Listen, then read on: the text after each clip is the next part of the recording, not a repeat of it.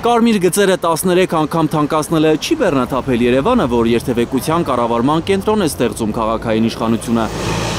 Կցանումների, վթարների ու երթևեկության խափանումների նվազեցման ծրագիր մշակելու համար։ Այս կենտրոնի ամենակարևոր ֆունկցիան եւ հնարավորությունը այն է լինելու, որ ինքը հոսքերը տեսնելով, հոսքերը վերլուծելով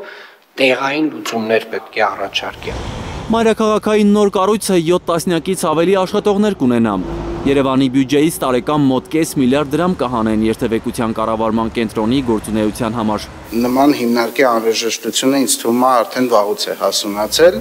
Հիմնարկի տնօրենը ամսական 1.800.000 դրամ աշխատավարձ կստանա, 230.000 դրամ կստանան պահակները, մակրոհիները։ Անիվ 2 օպերացիան է, ու երբ որ ասում ես դուք պլանավորել եք ինչ-որ գործառույթ, որի արդյունքում պիտի երթևեկությունը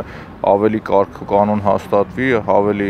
արժանապատիվ լինի ժողովրդի համար, եթե ձախողեցիք այդ հարկատուների վճարած այդ միլիոնավոր դրամները, դրա պատասխանատվություն կրողնովա 0 մարդ։ Մայրաքաղաքի երթևեկությունը կանոնակարգելը, լուսացույցների անխափան աշխատանքն ապահովելը, մեքենաների հոսքերի ճիշտ կառավարումը քաղաքապետարանի տրանսպորտի վարչության, ոստիկանության գործն է, նկատում է Մեսրոպ Մանուկյանը։ Այդ գործառույթները կատարող մարմիններ կան, դրա համար աշխատավարձ ստացողներ կան։ Քաղաք ունի տեղեկատվական տեխնոլոգիաների խուճուճ անունով մի հատ պողակ թողակ իր ենթակայության տակ, որի տնօրենի աշխատավարձն է 2 միլիոն դրամ, այսինքն պետության տարբեր մարմիններ, գործառույթներ, որոնք որ չեն կատարում, թերակատարում են, բերում դնում են ինչ-որ մի հատ նոր կառույցի վրա։ Երևանի ավականու ընդդիմադիր անդամի խոսքով նոր հիմնարկ ստեղծելով ավինյանական իշխանությունը մի մեծ ու տհաճ անակնկալ է մատուցելու երևանցիներին։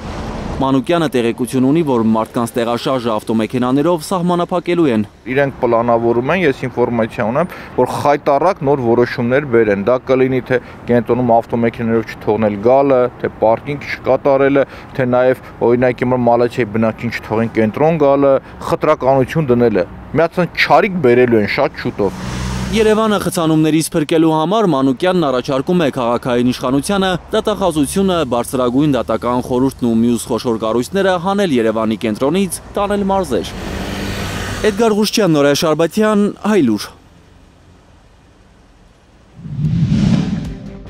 Հայաստանում եւ աշխարհում տեղի ունեցող իրադարձությունների մասին առաջինը իմանալու համար բաժանորդագրվեք մեր ալիքին։ Սեղմեք զանգակը, որ բաց չթողնեք, ամենահրատապը, ամենակարևորն ու հետաքրքիրը։